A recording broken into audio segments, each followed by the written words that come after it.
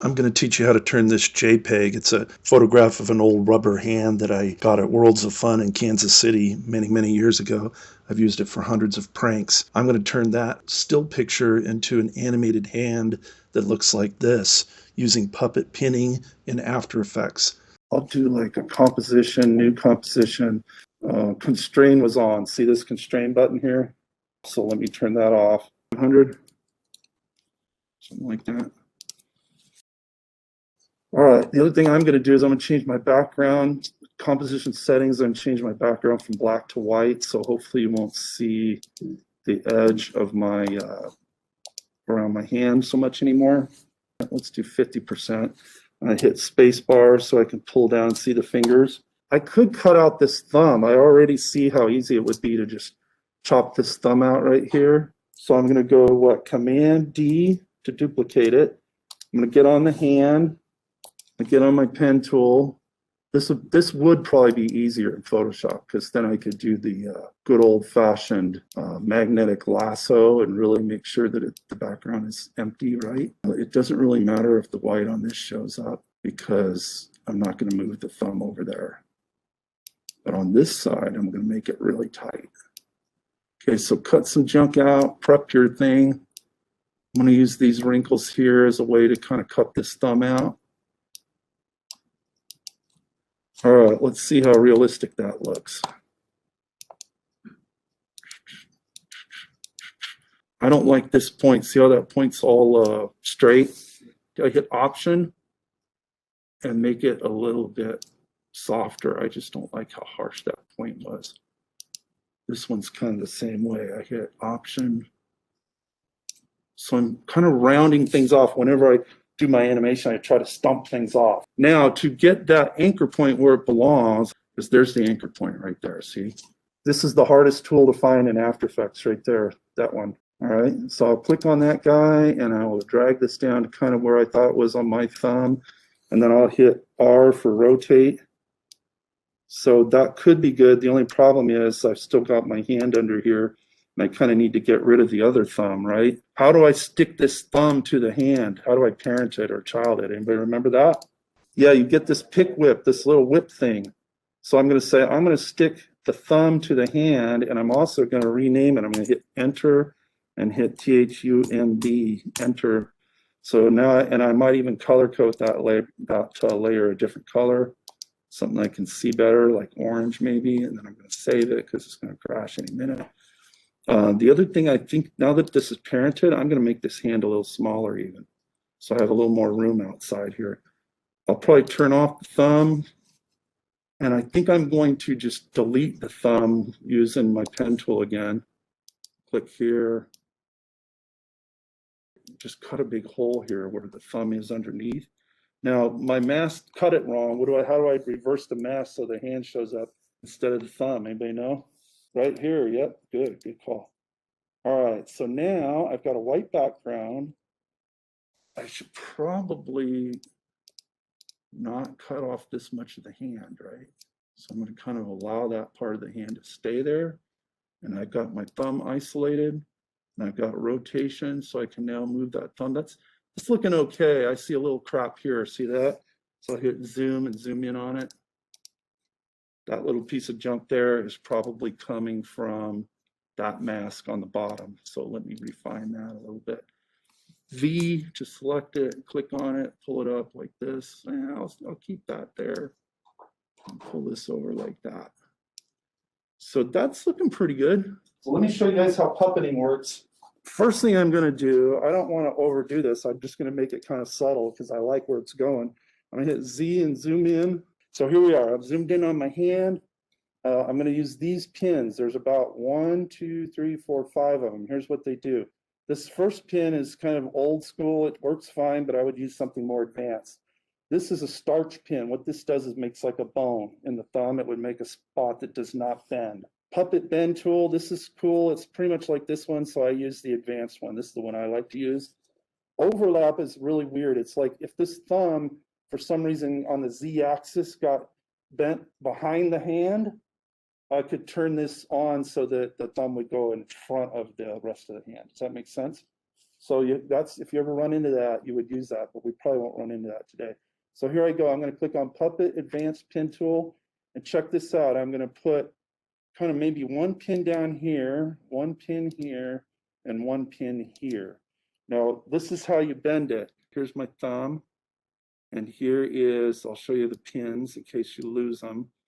Under Mesh, Deform Puppet Pins. They're a little hard to find. They should put them out a little better. But the cool thing is they've already started the stopwatches for me, because they figure, well, he put a pin on there, he really wants to animate this thing, okay? So I have 3 of them now, and I could, once again, it would probably be really smart to label them, like to say return, and call this like the meat of my hand. Call this one like, what's that, the big joint, just so I can kind of remember what's what. And then I'm going to slowly scroll up, and this one is like, what is that? The pad of thumb. How long would it take for my thumb to bend? Let's see, 1/1000, maybe 2 seconds at the most. I would say maybe a second into it. So I could use this counter right here to help me find 1 second if I don't know exactly where it is. 1 second and 0 frames. And I might even put a little marker so that I can get back to it quickly. See, I put a little marker here. I'm starting to try to keep myself organized. All right, so here it's on my thumb. I think I've got it all right. Nothing on the hand. So then I'm going to get this pointer tool and check this out. Basically, you can turn it a little bit. See that? Let's start down here. Then I can drag this one over like that. I can drag this one over like that, and then I can rotate this one slightly. And I can keep dragging this one over and rotate that slightly, like that. And now I did not do a very good job of cutting the thumb out. I should go back in and refine that edge. All right, so here's my animation. Not bad. It's a little rubbery between these two. Let's see if we can put a stiffener in there. I'm curious if this will make it better. You go under Puppet Starch tool, and you just sort of click in between them right there. Oh, right there, I think. See how it straightened it out? It kind of put a bone in there. It kind of put 2 in there. So it basically made a bone in there so that that part does not flex. So the other thing you can do is show the mesh, which is a lot more like 3D. This is what you would do in Cinema 4D, is you'd start pulling and stretching on the mesh and stuff. Okay, and each of these things can be expanded. Like if you want to make the bone bigger, you can expand it and make more and more of these little triangles by turning up the density. I try not to mess with that stuff too much because it just gets a little crazy. All right, so now my thumb is done. I can do the same thing to a lot of these fingers and have them wiggle around. So this is going to be like a chopped off hand. I'm going to go back in and refine this edge because I hate it. It should be really easy to cut in on that and change my edge there. But you kind of have to do it back in the beginning where you started. See how I left all that white? That starts to show up when I bring it over. I didn't think I would move it that far, but it looks pretty good. I think the best thing is just to come up with a good idea. If you have a good idea, then it's so much easier to learn this stuff because you actually want to make something. So I finished up this hand animation and I added a whole bunch of puppet pins to the fingers and little tiny subtle puppet pins to the actual palm and wrist of my little hand here. I had to do a lot of parenting, a little bit of nesting of other compositions inside of other compositions. So let me just give you a quick rundown of how I did some of this stuff. This is how it's starting to look. I really love it. I'm having a lot of fun with it. So on the thumb, I added in a number of puppet pins. Let me show you what they look like here. You can kind of tell where they are by these little dots here under Effects, Puppets. These are all the different pins that I put in under Mesh. So just keep tracking down these dots. I don't like that they're so deep inside there, but nevertheless they are. So these are all the various pins that I put in the thumb. I put in one up here by this joint so I could kind of rotate this, you know, and make that thumb bend, in which case I had to rotate the other joints and kind of make them bend a little too. I put these dots in here, which were starch stiffeners to make bones in between here and here. This one also, again, you can see if I click on this second green dot here, sort of where the the knuckle is, you will get another spot where we can turn things. Here, big joint. Yep, there he is. I actually labeled them. So that would allow me to rotate that area and then rotate this too. See, you can kind of rotate them in conjunction and swing it around like that. Next thing you know, it's starting to do a pretty cool little rotation going there. So once again, let me undo that because I don't really want that. I had another spot down here where I could rotate between here and here a bit. So those are all the points I added into the thumb and a few stiffeners that I put in there.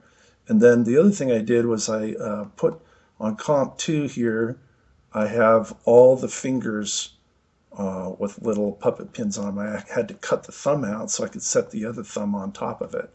So you can't have the second thumb underneath there showing through, right? So I had to cut this out. Let me put this on fit up to 100%. So here are all the puppet pins I put in the hand here. A bunch of them on the fingers there, see? So I could move each finger separately from the other. Could do a lot of different things from them.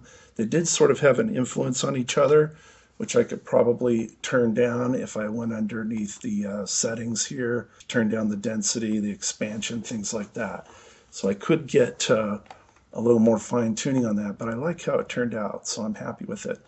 Then once I got the fingers done, I nested them back in here with the thumb, and that allowed me to actually add a few more puppet pins into the palm and wrist here. And I moved those just a little bit so it looked like the whole thing was quivering a little bit. You can see as I do it and undo it that it allowed the skin here to stretch. See how it's kind of stretching a little bit as if there's muscles under there and a little bit of bones and structure under there. So those are some of the things I did in order to create a bit of motion in this hand. And the other thing I did that's kind of fun is I parented the parent of the thumb is comp number 2. So I actually took this pick whip and drug it down here to comp 2, and that allowed me to stick the thumb to the rest of the hand in the palm. That's called parenting and child relationships. This is the child, this is the parent. So that also allowed me to change the position of the hand just a little bit. Every now and then I'd have it wiggle, and it also allowed me to change the rotation of the hand just a little bit so that it would kind of wave to us slightly. And with all of these effects and all of these subtle changes, I got a pretty good looking hand movement. The only other thing I might do now if I wanted to spend a bit more time is I'd probably right click these and I would say Keyframe Assistant Easy Ease. And that now would allow the hand to move a little less robotically, if that makes sense. I could even go back under some of these other keyframes, like underneath the fingers and things like that, and change all of these so that they are all easy ease and easy out. The only problem with that sometimes is it may change things a little unexpectedly, so be prepared to undo that if you don't like how that turns out. Right click, Keyframe Assistant, Easy Ease. I need to go back into comp number 1 and turn on the thumb. Yep, thumb's on. So I really like how that looks. It's not entirely realistic, but that's kind of the fun of it. And I now have a nice little animation that I can stick anywhere. I can make a little GIF out of it. I could paint on those cuts and put a little blood on there if I wanted to. A lot of fun things I could do to make this a nice little horror ditty that I can put on Twitter as a GIF. I can put it on Facebook nowadays as a GIF. That's kind of a new thing in the last few years that Facebook's allowing. So there it is, rendered, a little twitchy. I can make that loop. I also did a couple other things that are worth noting.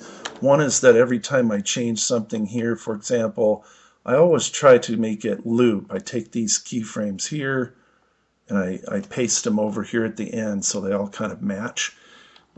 So copy those. I just did Control-C, come over here, Control-V. So that is really a nice way of allowing yourself to make sure that this thing is close to looping. I'm going to make all these easy ease too. I'm going to do right-click on the Keyframe Assistant, Easy Ease. The other thing I did that's kind of interesting to know about is on this thumb here. I told you how I cut the thumb out using a mask and then chopped the thumb out underneath, right? Well, let me hit Z and I'll zoom in on this thumb because something very interesting happens. I've got it on quarter so it will render faster. I'm going to change it back to like half or auto or something like that. When I'm working on masks, it's probably better to have it on full so you can really get in here and see. So when I first started doing this, there was a lot of fuzzy white stuff around where my mask was.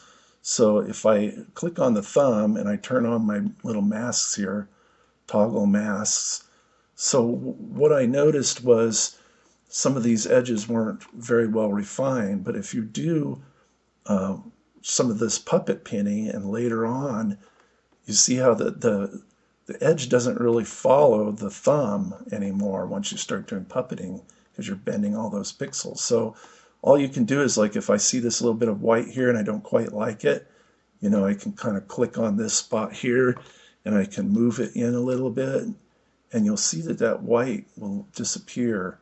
See how it's going away?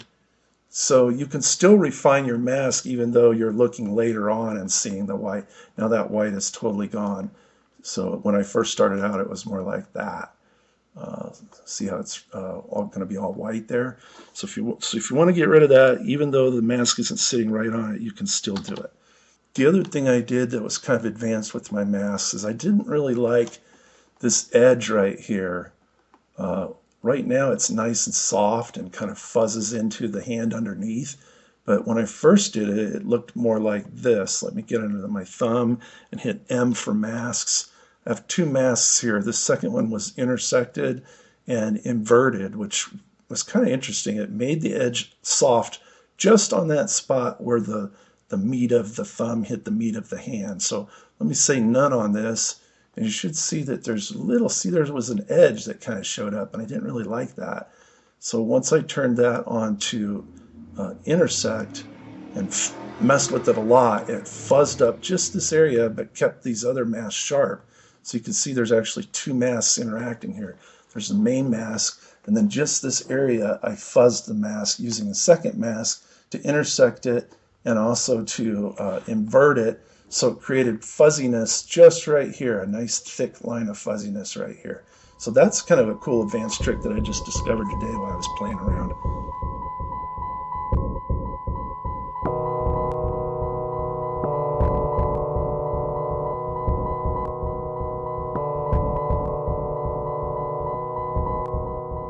I made this clown picture of myself. Hopefully you guys aren't afraid of clowns. So here's my logo animation. I'm going to make this fit up to 100%. Hit S for scale and actually make it fit a little better. This might be a really fun and easy way for you guys to make a quick animation. It's called puppet pinning. But basically what you do is there's these pins here, and you can put these pins kind of on your thing and then push them around, all right? So there's several of them. One of them just pushes things around pretty simply. This one keeps things from being pushed around. It's called Starch. This one here overlap, like if you have an arm or something and it's going behind the dude's body, you can kind of prioritize what stays on top with this one, all right? But for now, I'm just going to try this Puppet Pin Advanced tool, and I'm just going to click on like the corners of his mouth, so I think I can make his mouth move in a pretty cool way. So I just put two of those in. And maybe let's put one up here so he can sort of frown a little bit. And then I might put one or two around his hair. So these basically now can all be manipulated, all right? So I've got my clown right here in this layer, and I've got all these puppet pins I just created. See these puppet pins here, puppet pin 5, 4. Remember how I made them all? And you can actually click on it, hit enter, and this one would be, I think this was right mouth. So I like to keep everything labeled, right? This one is left mouth. I'm hitting enter and then enter again. So I put all these puppet pins on. Now let's start moving them around a little bit. So for a couple seconds, I'm just not going to have anything happen, just because sometimes it's better to just have a bunch of dead space up in the front of your animation before I start moving things around. So scale, rotation, all the stopwatches were already on for me. As soon as I put the puppet pin on, it knew I wanted to do animation. So that's kind of handy. So what I'll do is I'll just run down all these little set keyframes. So basically I'm making a plateau where nothing's going to happen for a little while. So that now means that, you know, on all my puppet pins, just nothing's going to happen for a second. Up until about almost 4 seconds, nothing will happen. Then I'm going to hit Control S, of course. So then now I'm at about 3 seconds, right? So let me use this to jump to 5 seconds, because I like to keep things organized. Enter. And then maybe even there, just for fun, not for fun, but for structure, I'll add a new marker. And see how I added a marker over here on the edge? And I think I can even name that marker by right-clicking it. Let's call this corners smile a bit. And then I'll hit OK. And that's kind of nice. See, I've got this little label now. So right around this point here, if I hit Shift, I can snap to it. Right at that exact point, from here to here, I'm going to try to warp up his smile a little bit.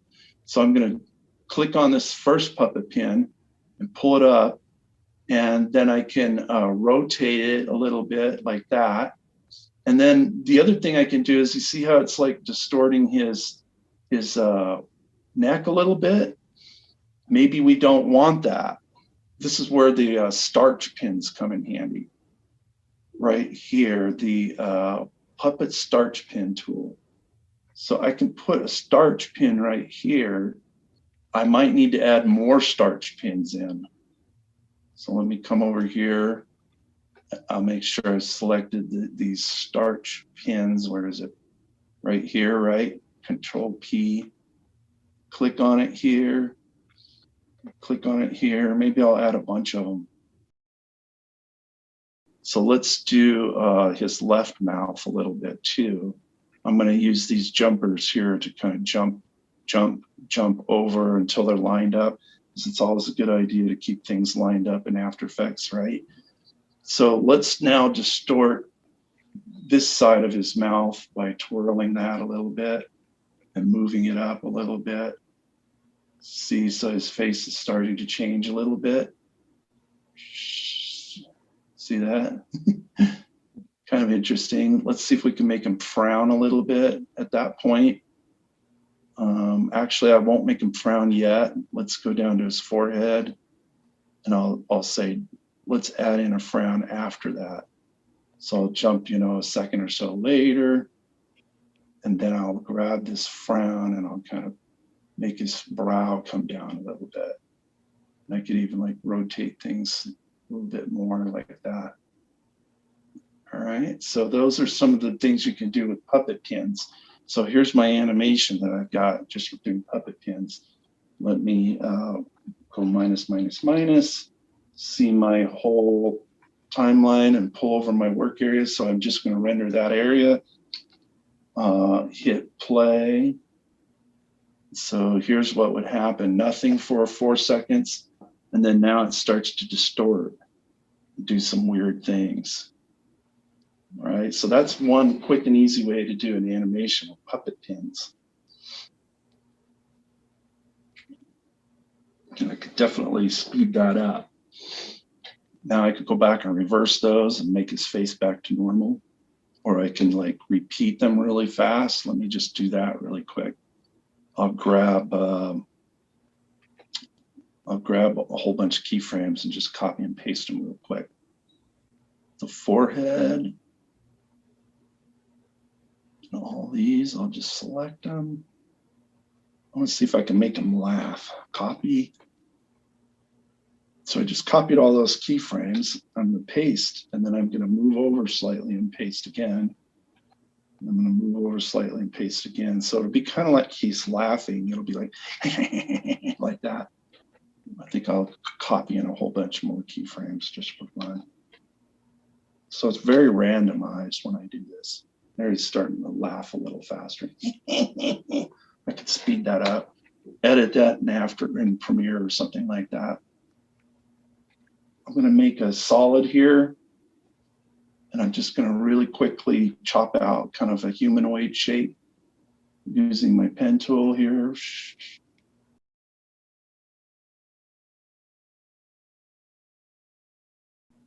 So I've drawn pretty quickly a little guy shape here in After Effects. Fewer points, the better. So this actually kind of goes with the clown theme, right? For a second here, though, I'm going to turn off the clown. So puppet pinning works really well on something like this too. This is what I wanted to see, and I couldn't see this when I was working on this earlier.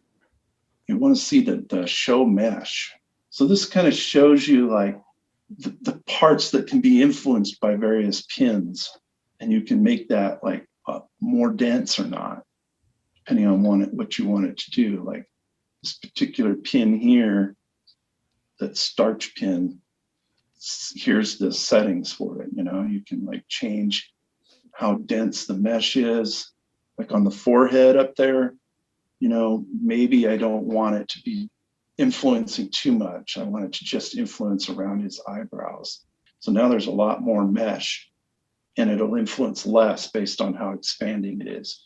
All right, so that's pretty complicated, but the idea is play with expansion. If it's messing up something like his neck too much, you can control which pins affect what by expanding them or not. And you can make the mesh denser and get more detail in there. So I'm going to turn that back off for a minute. All right, and I'm going to turn back on my blue guy that I just drew. And I am going to put some pins on him. Let's trade these guys off here. So first I want to put on, I'll just stick with the advanced puppet pin tool because it just helps you rotate things a little more. So I could put one here on his shoulder, one here on his elbow, one here on his neck, one here on his leg and his knee. I could even put them on his ankles there if you wanted to. So this will now allow all these things to turn, and they'll probably get kind of distorted. And if they get too distorted, then what you would do is you would stick some of those starch pins on it to keep like his bones, make his bones a little stiffer. Like I could take a starch pin and stick a few of them in here on this arm, and then that will stay sort of straight. All right. So let's see if I can get some of these to move. Let's click on this one first, and I'm going to try to move his upper arm here. But first I want to jump a little later, right? Otherwise I won't have anything changing. So I'm going to jump over here to, just a couple seconds. And now I can rotate that arm, see? I can pull this up. That's the best way to get that to work. All right, so now I've animated his arm a little bit. At the same time, let's animate his head so it looks kind of in a different direction. Let's animate this freaky looking thing here. I'll bend it, but it's sort of bending his arm weird. So let's bend this one over and rotate it too. See that? Now let's bend his whole torso. This will bend like his whole stomach a little bit. See that? So now we have a guy dancing at the circus. So I can do that and then pull this up like that. That's a little too much. Let me back that off. This, I'll kick this out. I'll come over here. And I'll rotate it like this. Now he's going to be kind of kicking out. So see how that works? It's really kind of fun. Let me now rewind it. And I'll hit play on that so you can see how I just did little puppet pins on this guy. So it will tend to distort things. So right there is where he starts moving, see? It's kind of nifty though. So you could really have some fun with that. Once I get him dancing a little bit, I can move him across stage. Here's all his little parts and pieces. So let me grab all these first keyframes where he wasn't distorted, remember? Here's all his pins. I'm grabbing all of them. I'm down to number 4. So I put a lot of pins on him. In After Effects, usually less is more. You don't want too many things or else it just becomes complicated. Okay, so I'm going to grab every single keyframe I just made. I'm going to go copy. I'm going to jump over here and paste it. And then I'm going to right click it and keyframe assistant, time reverse keyframes. So his legs will basically go up and then they're going to come down. So I've got sort of like a beginning of a loop here. Rewind it, hit play. So those are some pretty good little advanced things that you can play with this puppet pin thing. Okay, so there he's starting to kick, right? And then he'll stay there just a second and then it'll go in reverse like that. Now I could speed that up or change that a lot of different ways. So I like that. Let me just grab all of them here again. Grab every single keyframe I just did, and then I'll just copy and paste those a bunch of times. Copy. I might even overlap them again just so it kind of freaks out. I like sort of doing things random and see how it turns out. If it's no good, I just go back in and undo it, right? So I'm just sort of randomly pasting all those keyframes. Hit rewind, hit play. So he should be kind of twitching all over and kicking and moving once it gets going. There are an awful lot of pauses, so I'd probably go in and get rid of the frames where he's just paused. All right, so he's starting to move. That didn't take very long, right? Took me, what, 8 minutes maybe to get him moving around. So that's how you do puppet pins on more of a human character.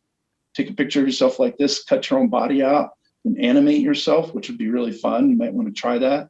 Put these puppet pins in. If you ever find that this leg here, you drag it over and it's like behind this leg or something, and you don't like it and you want it to be in front of that leg, then you come over to these puppet pins and you get this one here, puppet overlap tool, and you can like put one in front of the other. You pick the one that you want on the front and click on it and it'll pop to the front. So I can't really show you that because it's the same blue color. It doesn't really show up, but you would see it if it was more of a like a Photoshop thing that you've cut out. You would see if it's behind and didn't look right. It's fairly easy to draw this stuff out in here. And you could do it in Illustrator, but there's something about this too that's nice.